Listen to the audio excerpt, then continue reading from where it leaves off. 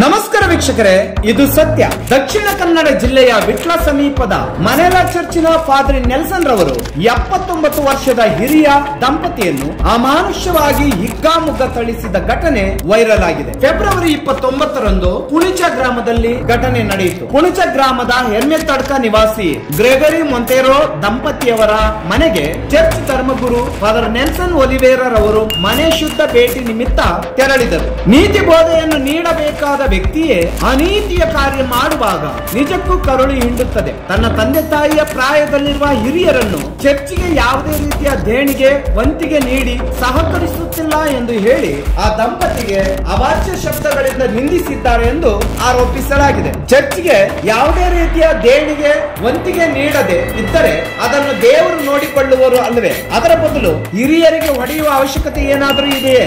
ಈ ಸಂದರ್ಭದಲ್ಲಿ ಮಾತಿಗೆ ಮಾತು ಬೆಳೆದು ವೃದ್ಧನ ಕಾಲರು ಹಿಡಿದು ಮಾರುತ್ತ ದೂರ ಎಳೆದುಕೊಂಡು ಹೋಗಿ ಮರದ ಕೋಲಿನಿಂದ ಹೊಡೆಯುತ್ತಿರುವುದು, ಜೊತೆಗೆ ತಾಯಿ ಸಮಾನವಾದ ವೃದ್ಧೆಗೆ ಕಾಲಿನಿಂದ ಹೊಡೆಯುವ ದೃಶ್ಯ ಕೂಡ ಸಿಸಿಟಿವಿಯಲ್ಲಿ ಸೆರೆಯಾಗಿದೆ. ಪಾದ್ರಿ ವಿರುದ್ಧ ವಿಟ್ಲ ಪೊಲೀಸ್ ಠಾಣೆಯಲ್ಲಿ ಪ್ರಕರಣ ದಾಖಲಾಗಿದೆ. ಇದೇ ಪಾದ್ರಿಯ ಮೇಲೆ ಈ ಹಿಂದೆ ಕೂಡ ದೂರು ದಾಖಲಾಗಿದೆ ಎಂದು ಹೇಳಲಾಗಿದೆ. ದೇವರ ದೂತರೆಂದೇ ಹೇಳಲಾಗುತ್ತಿರುವ ಈ ಚರ್ಚ್ ಪಾದ್ರಿಗಳೇ ಈ ರೀತಿಯ ಅತಿರೇಕದ ವರ್ತನೆ ತೋರಿದರೆ ಇನ್ನು ಸಾಮಾನ್ಯ ಜನರ ಗತಿ ಏನು ಎಂದು ಜನರಾಡಿಕೊಳ್ಳುತ್ತಿದ್ದಾರೆ.